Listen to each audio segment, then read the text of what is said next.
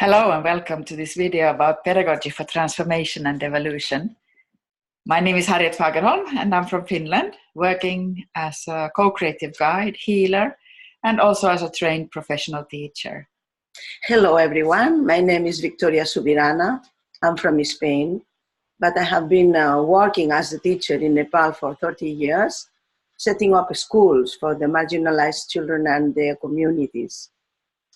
And this video is about mental awareness, which is a crucial part of the pedagogy for transformation, which Victoria has applied successfully for such a long time. Yes, I will like to start addressing two core principles, which in my understanding are the focus of undevelopment, misery, and unhappiness in the world. Those two core principles are poverty and ignorance. So now we have many ways to approach ignorance. In my opinion, to get education, even if it's third world education or a rich world education, it might not lead the person to evolve with the evolution to gather the wisdom. So when education is equal to transference of knowledge,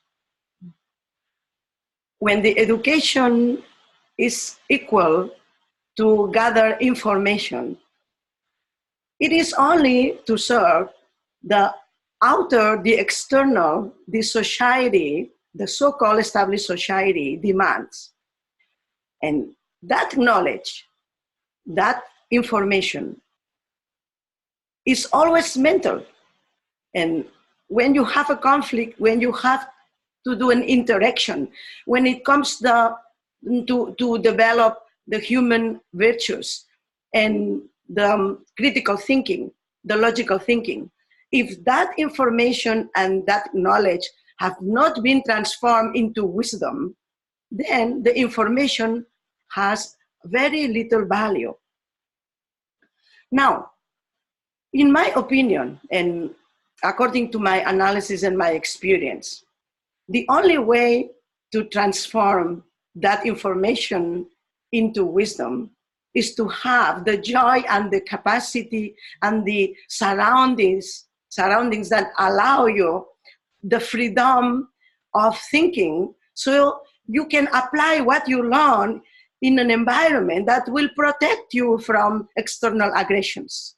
There is where poverty plays a big role, because when you have to be worried about survival skills, you don't have the time, you don't have the joy, you don't have the appropriate arena and the appropriate people to help you transfer that knowledge into wisdom. And because of that, I have created a very important tool for the children in the school and even for adults, if you want to try.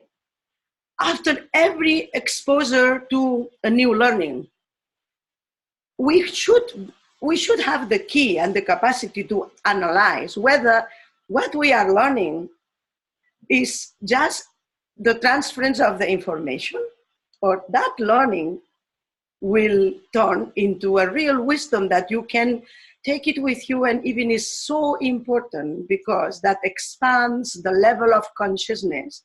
So you can use that wisdom at the moment of dying.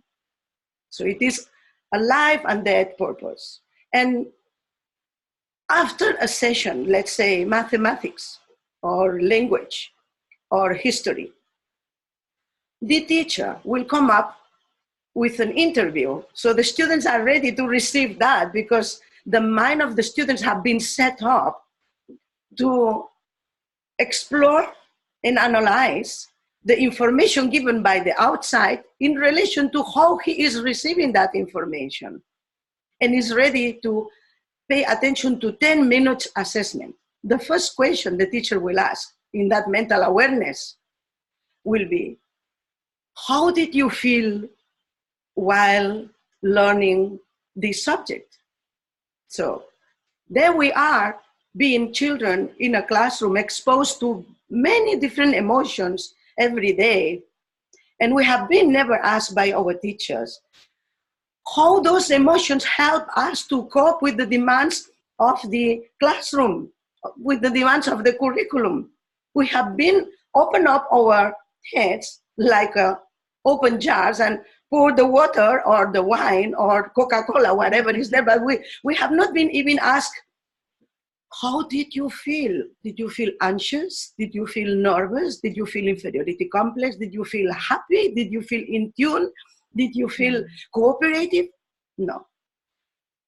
So the first thing is to ask the child, how do you feel? Because our duty, our main important duty, the first one, is to be happy. We have the obligation to look for our happiness and to be happy in the world. Because if you are happy, you emanate that energy, and the tune of everything you do, is upgrading, the quality of work, the quality of thoughts, the quality of words. But if you are unhappy, it is the opposite.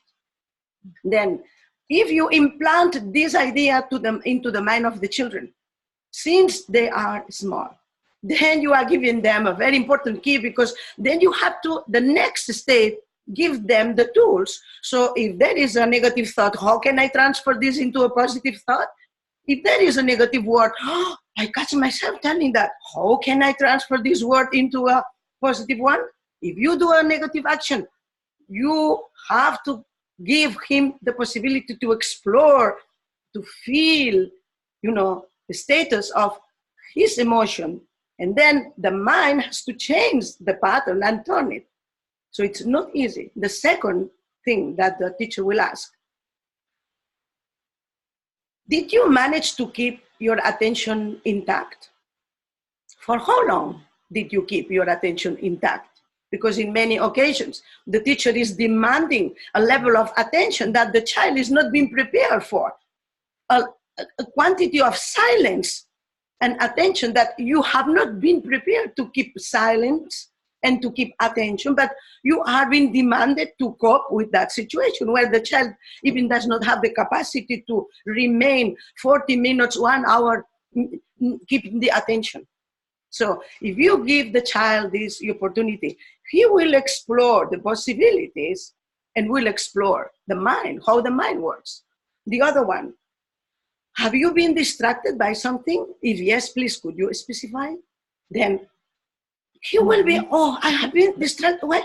Because then if you ask for that, when the child stands at the end of the 40-minute session or one hour session of mathematics or language, and you ask, so were you able to cope?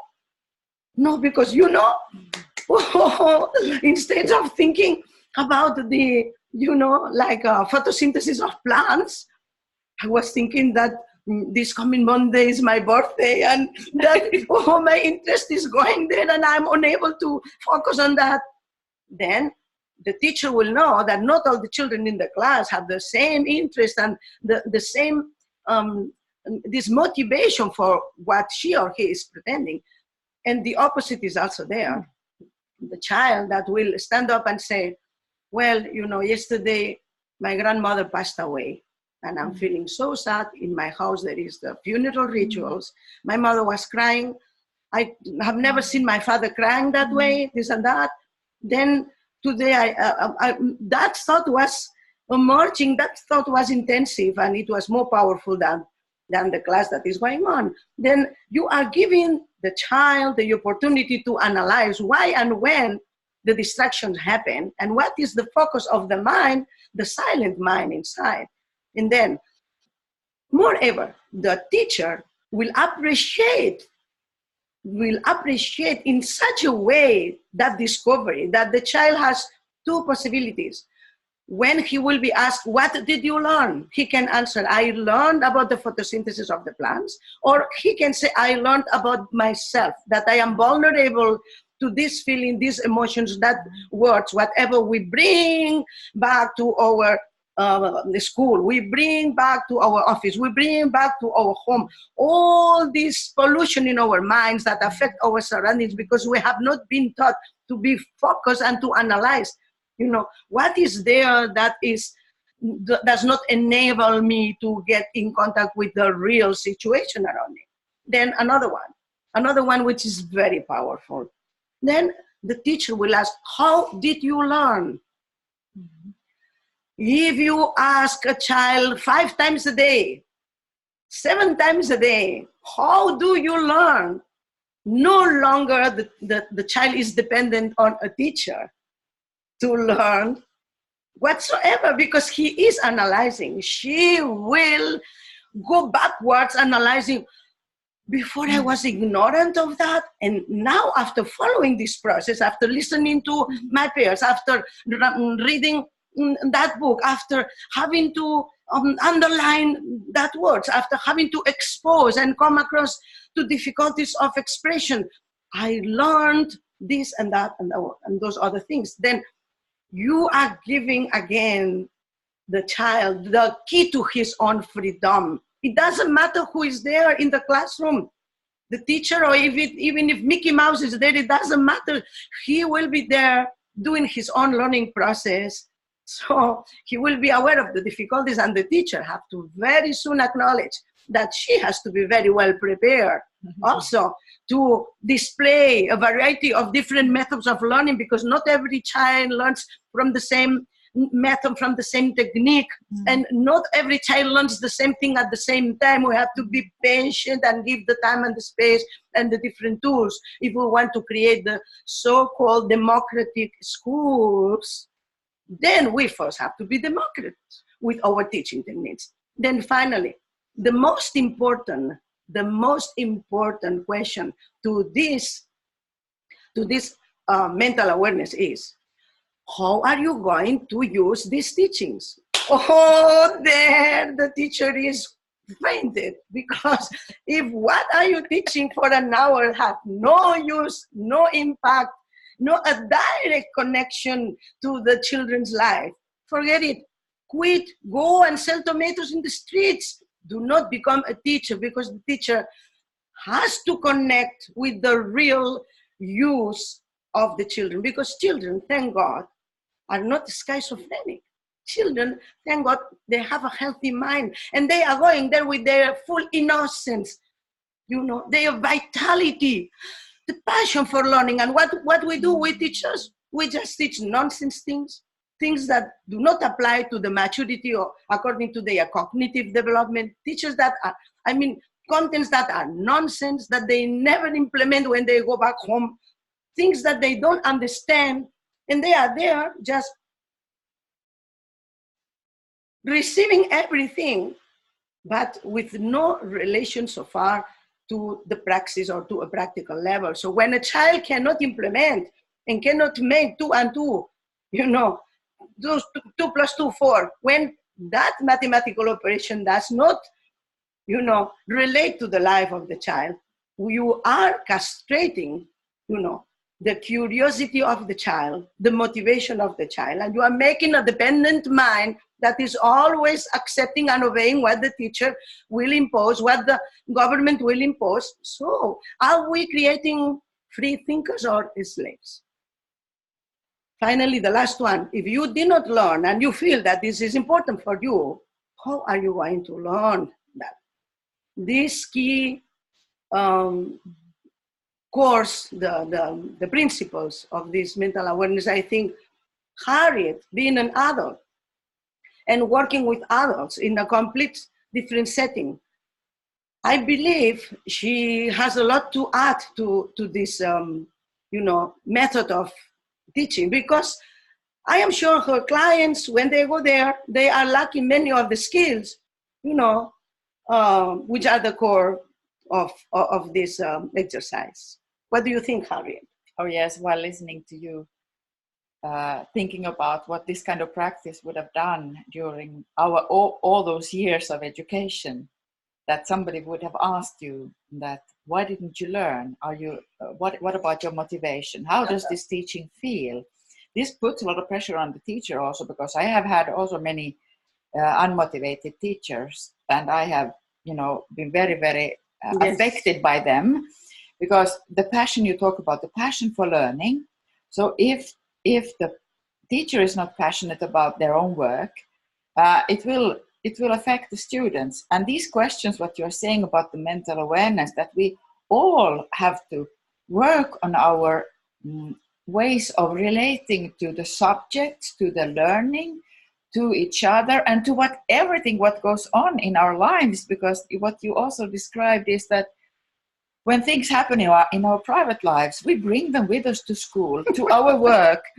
We are not separate, educating selves and work selves, and then we go our private selves. Everything is happening inside us, and the mental awareness can really help us to categorize also, and how can I regain my focus, the attention, and what happens to me if I'm not focused in my work? And what about the creative thinking? What does the creative thinking need? So instead of just receiving knowledge and trying to figure out how can I apply this knowledge, that is where the creative thinking comes in, and where you also have to dare to put yourself into the situation. Maybe I have not understood this at all. Maybe I have not learned this yet, and that's okay. But I try to see how can this be implemented. I have seen that with adults who are taking a lot of trainings, whether to be a coach or whether to be a therapist or this and that. There are so many trainings, adult education out there, and people are eager to learn, which is wonderful. But the practical implementation, that they start to really do that work and go into a professional development, taking years of practice, that requires that you know the principles of learning, that you have to reflect on your own ability to learn, and also to receive the feedback, whether that is from the client or from somebody else, to see, does my teaching work in practice? Can I transfer my knowledge to others, and so that it can be helpful and useful? This is all about the practice of the mental awareness, and there is a huge potential here for us adults also to learn these skills and apply them in workplaces, especially for leaders, to modify these questions, to stop in the teams, to reflect on how motivated are we, how do you feel about your work? Listening to many people nowadays about modern work life, they run from meetings to meetings where they feel nothing is accomplished, and they are not motivated. They are sitting there listening and receiving all kinds of input. But do we stop and try to understand, maybe we don't even have a common shared understanding of the same concept we are working with? What does this mean for you? That is what I learned in the collaborative learning community I co-created with my colleagues at the University of Applied Sciences. That when collaborative learning is done in small groups and we start to discuss and share. So how do you understand wisdom, Victoria? How do I understand wisdom? What does wisdom mean for you? We have to establish this shared understanding. Then we can start working on it together. And it's okay to understand things differently. It means that we approach them from different perspectives.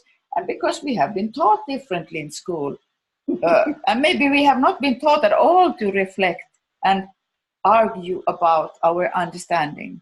So there is a clear need on all levels of education for more collaborative learning methods and the mental awareness tools to reflect on what is it really going on in my mind, and where is my real motivation.